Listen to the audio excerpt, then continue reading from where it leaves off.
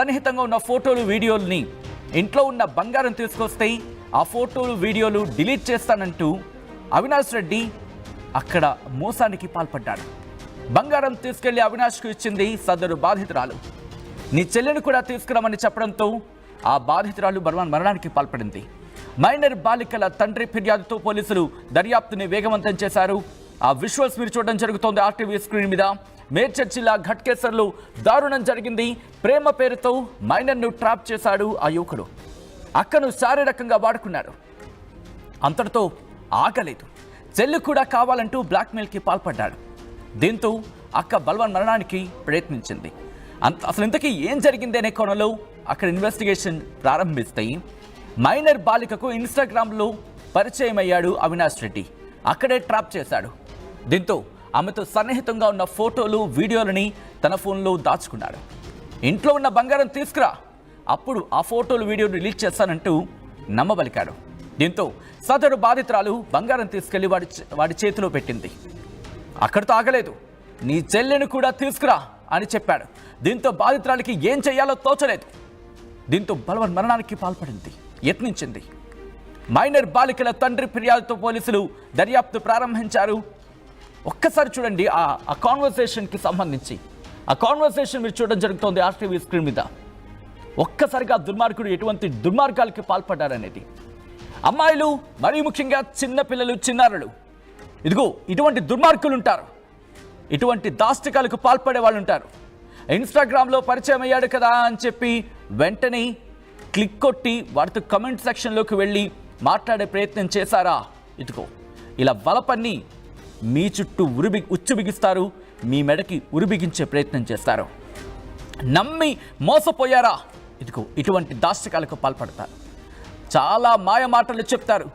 భలే ఉన్నావు, అందంగా ఉన్నావు, కొందరు బొమ్మలా ఉన్నావు, ఇలా మిమ్మల్ని మెల్లిగా వలపన్నుతారు. మిమ్మల్ని ఆ ఉచ్చులో పడేస్తారు. ఆ తర్వాత మిమ్మల్ని ఇదిగో ఇటువంటి దారుణాలకు ఒడిగట్టేలా చేస్తారు. అసలు ఇంతకీ కేసులో ఎటువంటి అప్డేట్స్ ఉన్నాయి? అసలు ఇంతకీ సదరు యువకుడు దొరికాడా లేదా? ప్రస్తుతం పోలీసుల ఇన్వెస్టిగేషన్ ఎంతవరకు వచ్చింది తెలుసుకునే ప్రయత్నం చేద్దాం. మా ప్రతినిధి పెట్రీషియా అప్డేట్స్ అందించేందుకు సిద్ధంగా ఉన్నారు. పెట్రీషియా, ఈ దుర్మార్గుని పోలీసులు పట్టుకోవడం జరిగిందా? ఇన్వెస్టిగేషన్ ప్రారంభించడం జరిగింది. ఇన్వెస్టిగేషన్ ఎంతవరకు వచ్చింది? ఎస్, ప్రేమ పేరుతో మైనర్ బాలికని ట్రాప్ చేయడం, ఆ తర్వాత అక్కని ట్రాప్ చేసిన తర్వాత కూడా చెల్లిని కూడా తీసుకురావాలి అంటూ కూడా యువకుడు ఆ అమ్మాయిని బలవంతం చేయడం, ఆ తర్వాత బాధితురాలు బలవన్మరణానికి పాల్పడడం. ఇదంతా ఈ ఘటన కూడా ఘట్కేసర్లో జరిగింది, రాచకొండ పోలీస్ స్టేషన్ పరిధిలో. ఒకవైపు ప్రేమ పేరుతో అక్కని బ్లాక్మెయిల్ చేయడం, అక్క కూడా మైనర్ బాలికని కూడా తెలుస్తుంది, తనకన్నా చిన్న చెల్లిని కూడా తీసుకురామని కూడా బలవంతం చేయడం. ఒకవైపు నా ప్రియురాలు చెల్లి కూడా నాకు కావాలి అంటూ కూడా ఆ అక్కని భయప్రాంతులకు గురి చేయడం, తనకి సంబంధించిన ప్రైవేట్ వీడియోస్, న్యూడ్ వీడియోస్ ఇవన్నీ కూడా నా దగ్గర ఉన్నాయి, ఒకవేళ నువ్వు తీసుకురాకపోతే ఇవంతా కూడా నేను సోషల్ మీడియాలో పెడతానంటూ కూడా అవినాష్ రెడ్డి ఇలా బ్లాక్మెయిల్ చేశాడు. మరోవైపు ఇంట్లో ఉన్న బంగారం కూడా నాకు తెచ్చి అప్పగించాలి, నీ చెల్లిని కూడా నాకు అప్పగించాలంటూ కూడా ఇలా వేధింపులకి గురి చేశారు. మరోవైపు ఆత్మహత్యకి ప్రయత్నం చేసింది మైనర్ తండ్రి ఎవరైతే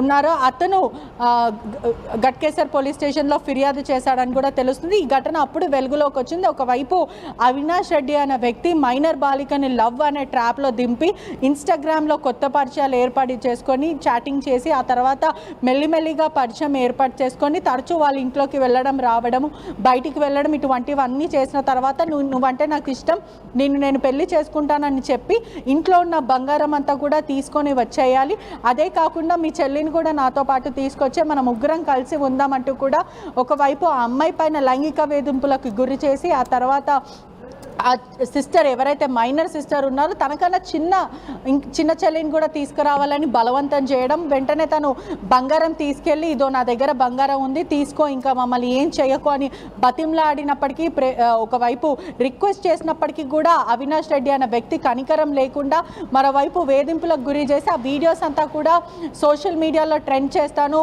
వెబ్సైట్లో పెడతానంటూ కూడా ఆ మహిళని బ్లాక్మెయిల్ చేయడం, ఇదంతా కూడా తను తట్టుకోలేకపోయింది. తీవ్రమైన మనస్తాపంకి భయానికి గురయ్యి బలవన్మరణానికి పాల్పడింది. ఈ క్రమంలో తను సూసైడ్ అటెంప్ట్ చేసిన తర్వాత వెంటనే తనను హుటాహుటిగా హాస్పిటల్కి తరలించారు. కుటుంబ సభ్యులు కూడా వెంటనే గట్కేసర్ పోలీస్ స్టేషన్కి వెళ్ళి అవినాష్ రెడ్డి అన్న వ్యక్తి పైన కూడా కంప్లైంట్ ఇచ్చారు. అంటే తరచూ ఇటువంటివి ఘటనలు తెరపైకి వస్తున్నాయి. ఈజీ మనీ సంపాదించడానికి కోసం ప్రేమ పెళ్లి అంటూ కూడా ఇటువంటి కేటుగాళ్ళు అమ్మాయిలకి వల వేస్తున్నారు. ఇదే కాకుండా మైనర్ అమ్మాయిలని కూడా ఏం తెలియని అభంశుభం తెలియని మైనర్ అమ్మాయిలని డబ్బుల కోసం వాళ్ళని లోబర్చుకోవడం, అదే కాకుండా ఇంట్లో దొంగతనాలు అంటే తమ ఇంట్లోనే దొంగతనాలకి పాల్పడాలి అంటూ కూడా నేను బాగా చూసుకుంటానని వాళ్ళని నమ్మించి మోసం చేసి నమ్మకం కుదిరిన తర్వాత వాళ్ళ ఇంట్లోనే తమ ఇంట్లోనే దొంగతనాలు చేయమని వాళ్ళని ప్రేరేపించడం, ఆ తర్వాత దొంగతనం అయిన తర్వాత వాళ్ళని అక్కడనే వదిలేసి పారిపోవడం, లేదంటే చెల్లియో అక్కనో ఉంటే వాళ్ళని కూడా లోబర్చుకునే ప్రయత్నం చేస్తున్నారు.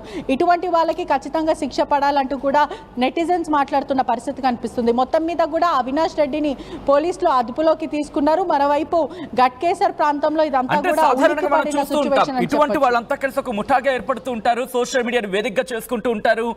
ఈ సోషల్ మీడియా వేదికగా చేసుకుని ఈ ముఠా అంతా కూడా దుర్మార్గపు కార్యకలాపాలకు పాల్పడుతూ ఉంటారు. ఆ దుర్మార్గపు కార్యకలాపాలను బేస్ చేసుకొని దాన్ని కాస్త దొంగతనాలుగా మార్చే ప్రయత్నం చేస్తుంటారు, లూటీ చేసే ప్రయత్నాలు జరుగుతూ ఉంటాయి. సో ఇతగడ అలాంటి ముఠాలు ఏమైనా భాగస్వామ్యం ఉందా, లేకపోతే ఇలా ఒక టీంగా ఏర్పడే ప్రయత్నం జరిగింది? ఈ అంశానికి సంబంధించి పోలీసుల నుంచి ఇన్వెస్టిగేషన్లు ఏమైనా డెవలప్మెంట్స్ వచ్చాయా?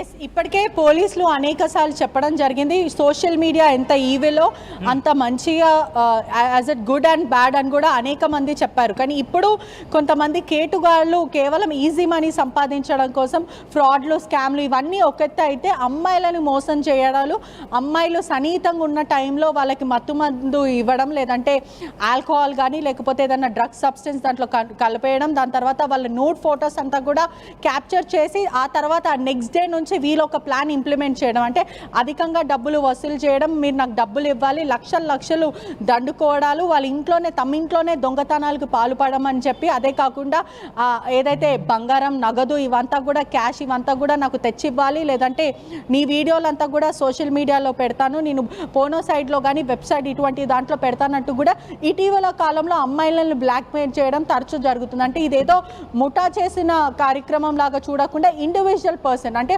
ఒక్కొక్క ఇండివిజువల్ పర్సన్ ఒక్కొక్క డిఫరెంట్ మెంటాలిటీతో ఉంటారు. ఇటువంటి వాళ్ళతోని తరచూ జాగ్రత్తగా ఉండాలి. మైనర్ బాలికలే కానీ లేకపోతే యువత కానీ తస్మా జాగ్రత్త. ఇటువంటి వాళ్ళు తరచూ మన చుట్టే ఉంటుంటారు, మనతోనే మాట్లాడుతుంటారు, కవ్విచ్చి నవ్విచ్చి మాట్లాడతారు. ఆ తర్వాత మన వీడియోస్ కానీ బ్లాక్మెయిల్ చేయడం ఇటువంటివి తరచూ చేస్తుంటారు. ఖచ్చితంగా జాగ్రత్త ఉండాలని కూడా పోలీసులు హెచ్చరిస్తున్న పరిస్థితి కనిపిస్తుంది. రైట్ పెట్రిషియా, ప్రస్తుతం ఆ బాలికల తండ్రి ఫిర్యాదు ఇచ్చిన నేపథ్యంలో బాలికల పరిస్థితి ఎలా ఉంది? ఎందుకంటే ఇద్దరు కూడా మైనర్స్గా తెలుస్తోంది కాబట్టి వాళ్ళ ఆరోగ్యం ఎలా ఉంది? ప్రస్తుతం వాళ్ళు ఎక్కడున్నారు?